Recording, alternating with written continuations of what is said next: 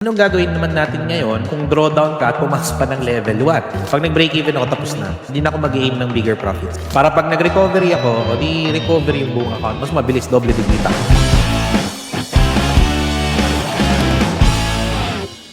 Anong gagawin naman natin ngayon kung drawdown ka at pumasok ka ng level 1? Tapos ang lalaki ng position bang ilagay mo. I only have one rule. Sabihin natin, masyado ko maaga pumasok and I really need a very huge retracement. Pag tumaas yung drawdown ko ng more than 25% or 20%, ini-aim ko na dyan, it's either I'll cut some loss or I'll aim for a break even. Pag nag-break even ako, tapos na. Hindi na ako mag-aim ng bigger profits. I'll still stick with the strategy, pero i-break even ko na yan. Pag nag-break even or small loss, 2%, 1%, 3%, I'll break even. To make my recovery faster in relation to shadow trade, nagdo-double position ako. Syempre, calculated ko siya na may cut loss. Kaya may mga confluence ako na tinitingnan. Para pag bumaba siya, mabilis ako makaka-exit. Pag nag-against the trend, yung dinoble kong position, may cut loss yan. Di ba sabi ko, 50 pips, 100 pips, depende sa plano ko. I'll make a plan prior to the double position. Para pag nag-recovery ako, o di recovery yung buong account, mas mabilis, doble digita ko. Pag nag-against naman sa akin yung trend, lalagyan ko ng cut loss. Hindi ko rin do-double yung position. So, yung mga key levels niyan, tandaan nyo, ito, para maka-exit kayo,